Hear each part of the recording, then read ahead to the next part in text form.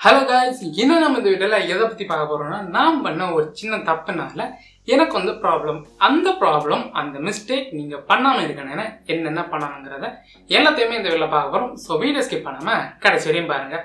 பார்த்து முடிச்சோம். இந்த வீடியோ உங்களுக்கு பிடிச்சிருந்ததுன்னா லைக் பண்ணிக்கோங்க, உங்கள் ஃப்ரெண்ட்ஸோட ஷேர் பண்ணிக்கோங்க, மறக்காம சேனல் வந்து சப்ஸ்கிரைப் பண்ணிக்கோங்க. இப்போ வாங்க வீடியோக்கு ரெடி போகலாம்.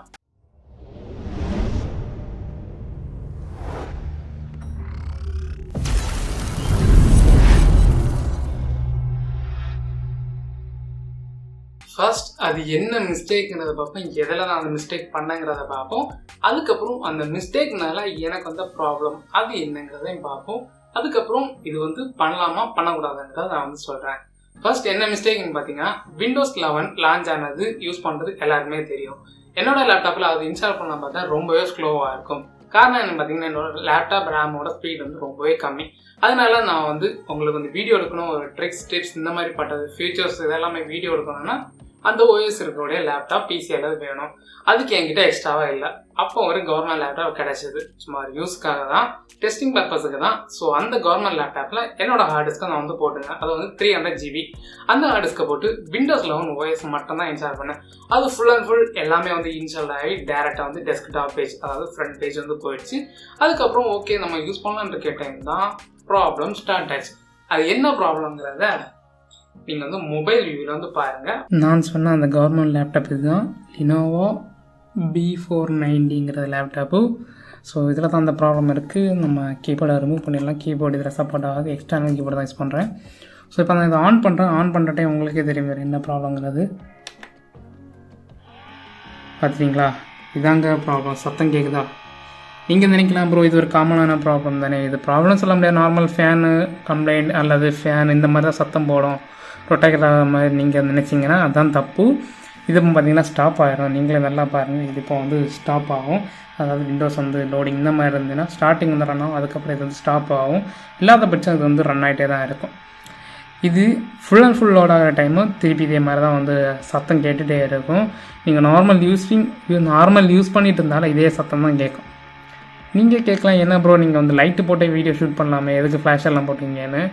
ஆக்சுவலி நான் லைட்டு போட்டேன், பட் வந்து ரொம்ப கிளார் அடிக்கிறதுனால தான் நம்ம ஃப்ளாஷ் போட்டு வந்து வீடியோ அடிக்கிறது. இங்கே பார்த்துட்டிங்களா, இன்னும் அது சத்தம் போட்டு ஓடிட்டே தான் இருக்குது. நம்ம ஹார்ட் டிஸ்கோட சத்தமாக வந்து கேட்கல, ஆனால் ரொம்ப வைப்ரேட் ஆகுது. ஸோ இந்த பிளேஸில் தான் வந்து நம்ம ஹார்ட் டிஸ்க் வந்து வரும். இப்போ பார்த்தீங்களா லோட் ஆகுது. இது பார்த்தீங்கன்னா ஓஎஸ் இன்ஸ்டால் பண்ணி வச்சுருக்கேன், பட் இது இன்னும் ஃபுல்லாக வந்து ஓப்பன் ஆகலை. ஆக முன்னாடி நான் வந்து ஆஃப் பண்ணி வச்சுருந்தேன், வீடியோ ஷூட் பண்ணுறதுக்கு ஆஃப் பண்ணி வச்சுருந்தேன். இது லோட் ஆகிறதும் ஆகாததும் எல்லாம் ஒன்று தான்.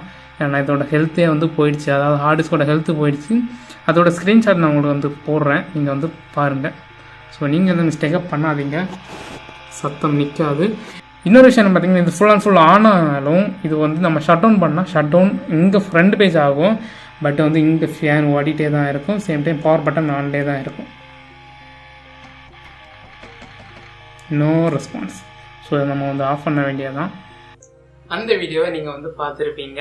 அதில் பார்த்தீங்கன்னா எவ்வளோ சவுண்டாக இருக்குது. இது ஒரே காரணம் ஓஎஸ் சேஞ்ச் பண்ணது தான். சரி ஓகே, அந்த மாதிரி தான் இருக்கும்னு நினச்சிக்கிட்டு தான் நான் என்ன பண்ணேன்னா, விண்டோஸ் 11 தான் இருக்குது, அதை நம்ம ஃபார்மேட் பண்ணிவிட்டு விண்டோஸ் 8.1 போடலாம் சொல்லி 8.1 போட்டேன்.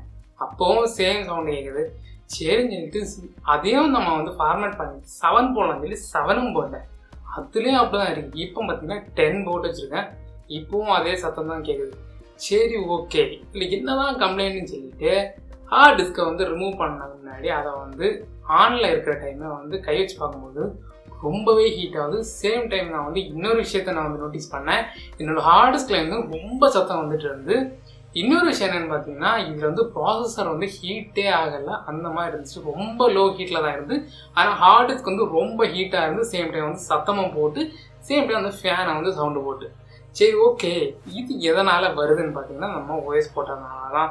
இதுக்கு சொல்யூஷன் இருக்கான்னு கேட்டிங்கன்னா, சொல்யூஷன் வந்து நம்ம இனிமேல் தான் அதை வந்து பிரித்து பார்த்து, அதாவது அந்த ஃபேன் கூலிங் ஃபேனை வந்து கலட்டி பார்த்தா தான் தெரியும். அல்லது இன்னொரு ஹார்ட் டிஸ்க் வந்து நம்ம வந்து போட்டு ஓஎஸ் வந்து ரன் பண்ணி பார்த்தா தெரியும். சப்போஸ் அதில் எல்லாம் நார்மலாக ஓடிச்சுன்னா நம்ம ஹார்ட் டிஸ்க் தான் ப்ராப்ளம்னு கன்ஃபார்ம் பண்ணிக்கலாம். இது நீங்கள் வந்து பண்ணாமல் இருக்கானே என்ன பண்ணணும்னு பார்த்தீங்கன்னா, ஃபர்ஸ்ட் வந்து நீங்கள் ஒரு ஓஎஸ் போட போகிறீங்கன்னா அந்த லேப்டாப் அல்லது பிசிக்கு வந்து OS சப்போர்ட் ஆகுமான்னு பார்த்தவங்க முக்கியமாக கவர்மெண்ட் லேப்டாப்ஸ்க்கு வந்து கண்டிப்பாக நீங்கள் வந்து பாருங்கள். ரொம்ப ஓல்டு கவர்மெண்ட் லேப்டாப் அல்லது ரொம்ப ஓல்டு பிசி எல்லாம் பார்த்தீங்கன்னா விண்டோஸ் 10 இருந்தாலும் சரி 11 இருந்தாலும் சப்போர்ட் பண்ணாது. அதனால் நீங்கள் வந்து பார்த்து நீங்கள் வந்து இன்ஸ்டால் பண்ணிக்கோங்க. நான் பார்த்தீங்கன்னா கவர்மெண்ட் லேப்டாப்பில் தான் பண்ணேன். மாடல் பார்த்தீங்கன்னா Lenovo B490.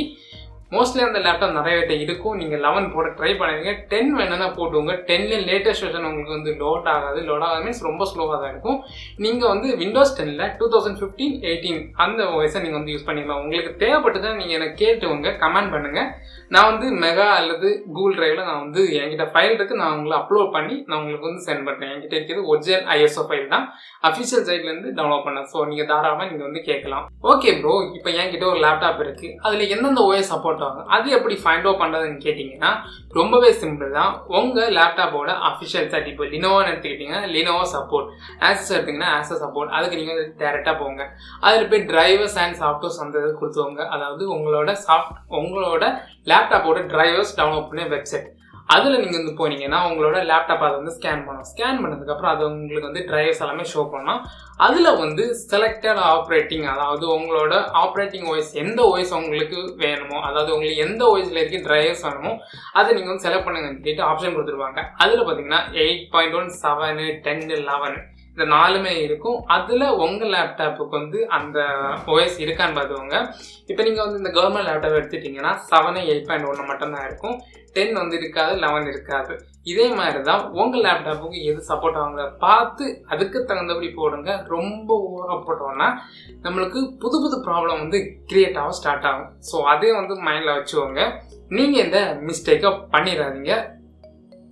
இன்னொரு விஷயம் பார்த்தீங்கன்னா நான் சொல்ல மறந்துட்டேன். இதில் பார்த்தீங்கன்னா என்னோட ஹார்ட் டிஸ்க்கை நான் நார்மலாக யூஸ் பண்ணுற லினோவோ லேப்டாப்பில் நான் வந்து எடுத்து கனெக்ட் பண்ணி பார்த்தேன். கனெக்டர் மூலமாக வந்து கனெக்ட் பண்ணி ஹெல்த் செக் பண்ணேன். அப்போ தான் எனக்கு இன்னொரு ஷாக்கிங் இருந்துச்சு. அதாவது என்னோட ஹார்ட் டிஸ்கோட ஹெல்த் பார்த்தீங்கன்னா ரொம்ப லோ ஆயிடுச்சு. அதாவது 100% இருந்த ஹெல்த்து இப்போ வந்து 58% இருக்குது. இதுக்கு காரணம் பார்த்தீங்கன்னா நம்ம வந்து அந்த OS இன்ஸ்டால் பண்ணி அதுக்கு வந்து ரொம்ப லோடு கொடுத்தனாலையும், அது ரொம்ப ஓல்டு ஹார்ட் டிஸ்க்னு சொல்ல முடியாது, நம்ம லேட்டஸ்ட்டு போட்டாலும் சேம் ப்ராப்ளம் கண்டிப்பாக வரும். ஸோ அதனால் நீங்கள் வந்து பார்த்து நீங்கள் வந்து யூஸ் பண்ணிடுவாங்க. இப்போ எனக்கு அந்த ஹார்ட் டிஸ்கில் ஏதாச்சும் அதை சால்வ் பண்ண முடியுமான்னு கேட்டிங்கன்னா அது கொஞ்சம் கேள்விக்குறி தான் இருக்குது. ஏன்னா நான் வந்து ஆல்ரெடி ஒரு ட்ரை பண்ணி பார்த்தேன், அப்போது சால்வ் ஆன மாதிரி காட்டும். திருப்பி நம்ம ரிமூவ் பண்ணிட்டு கனெக்ட் பண்ணால் வந்து திருப்பி அதே ப்ராப்ளம் காட்டுது. அதுக்கான வீடியோ நம்ம வந்து நெக்ஸ்ட்டு முடிஞ்சளவு ட்ரை பண்ணி நான் வந்து ஷூட் பண்ணி போடுறேன். அதையும் பாருங்கள். இந்த தப்புகளை பண்ணாமல் இருங்க. இது எனக்கும் ஒரு பாடம் தான், பார்க்குறவங்களுக்கும் ஓகே இந்த மாதிரி தப்புகள் பண்ணக்கூடாதுங்கிற ஒரு இது வரும்.